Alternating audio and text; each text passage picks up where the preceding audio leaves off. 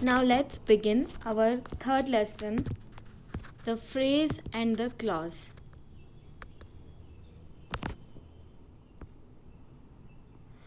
The phrase and the clause.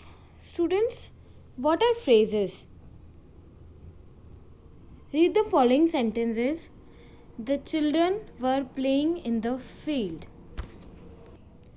The group of words in the field makes some sense but not complete sense. It is not a sentence. It has neither a subject nor a predicate, so it cannot stand alone.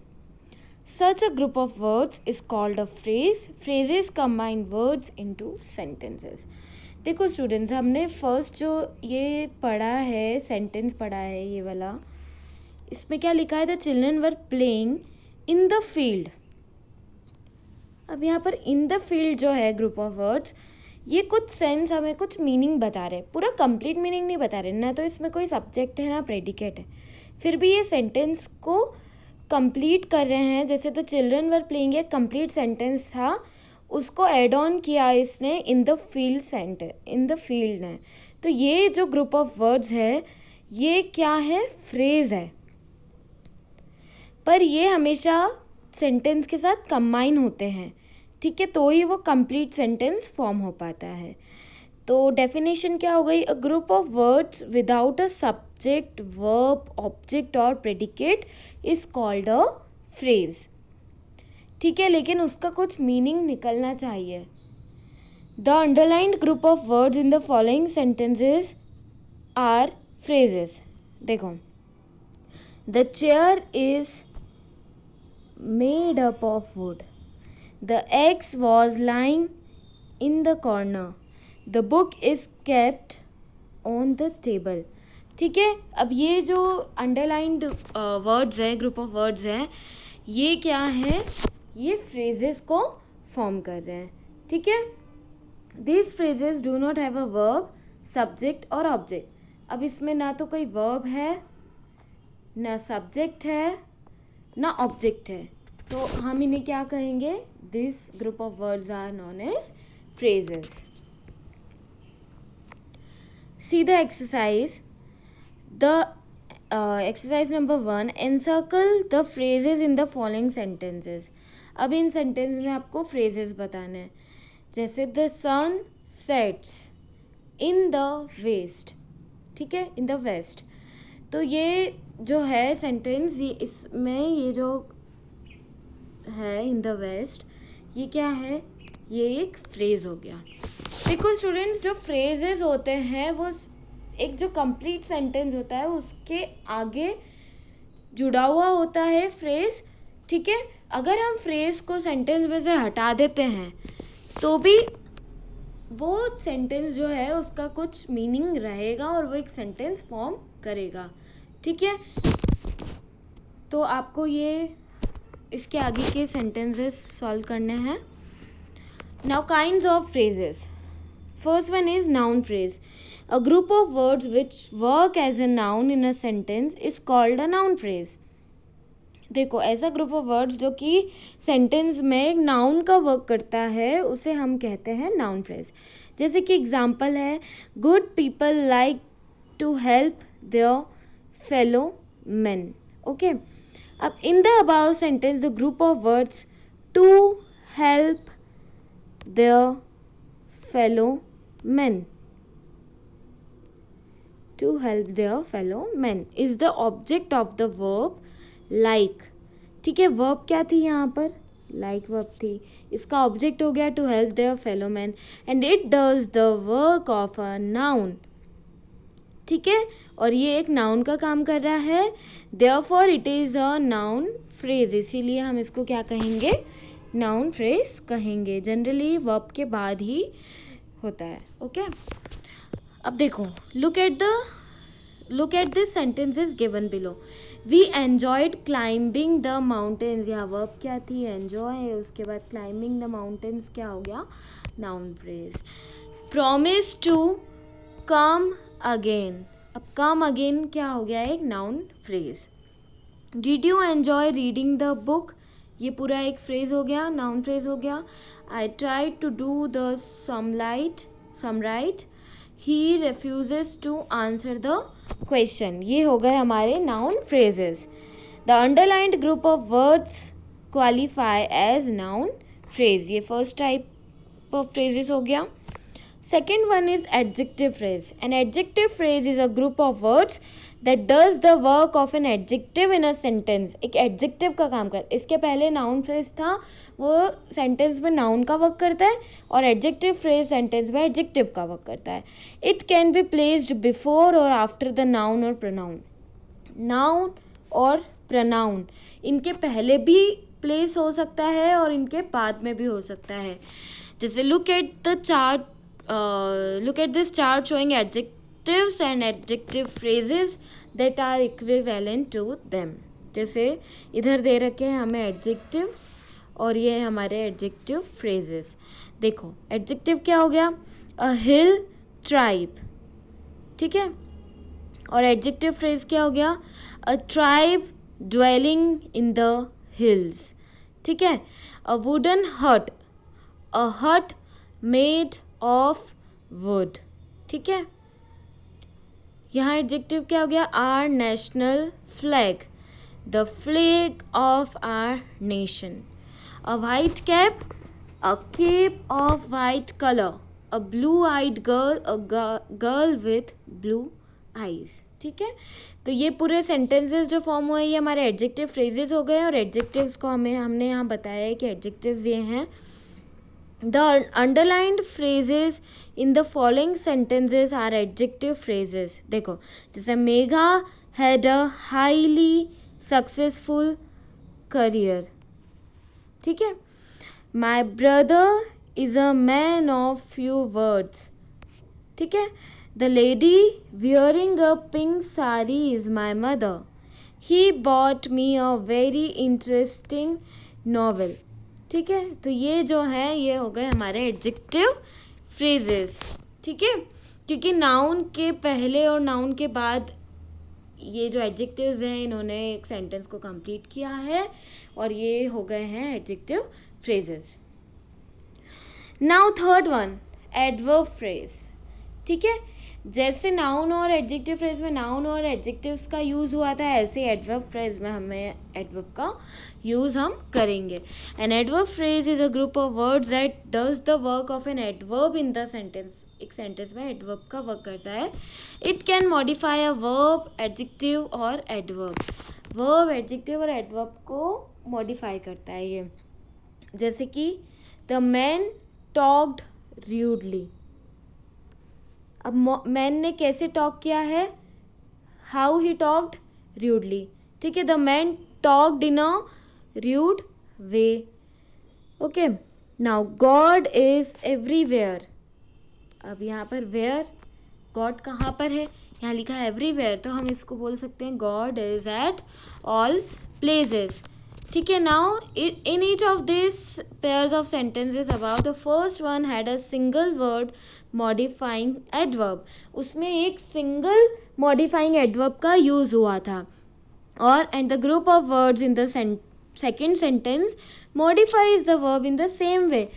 दोनों का मतलब बिल्कुल same है, लेकिन इसने क्या किया है, कुछ इसको वर्ब को मॉडिफाई कर दिया है और इसने सिर्फ एक वर्ड का यूज वहां पर किया. For example, the group of words in a rude way tells us how the man talked. हमें बताया कि कैसे वो टॉक कर रहा है. It modifies the verb talked in the same manner as adverb rudely. जैसे र्यूडली हमें उस एडवर्ब को मॉडिफाई कर रहा है, ऐसे इन अ र्यूड वे भी हमें यही बता रहा है कि वो किस तरीके से टॉक कर रहा है. It therefore does the work of an adverb and is called an adverb phrase. और वो एक सेंटेंस में एडवर्ब का काम कर रहा है, इसीलिए वो क्या है, हमारा adverb phrase. Okay, the underline phrases in the following sentences are adverb phrases. और एग्जाम्पल्स देखो, Pranav acted in a tactful manner. Not long ago I lived here. He visited me now and then. They strolled through the park. ये सारे हो गए हमारे adverb phrases. Okay. See the exercise number 2. Underline the phrases and right the kind of each. यहाँ हमें पहले phrases को underline करना है, देन हमें उसका टाइप लिखना है। अब फर्स्ट सेंटेंस देखो, my books have been stolen. Students मुझे यहाँ पर नाउन दिखाई दे रहा है, दैट इज माई बुक्स।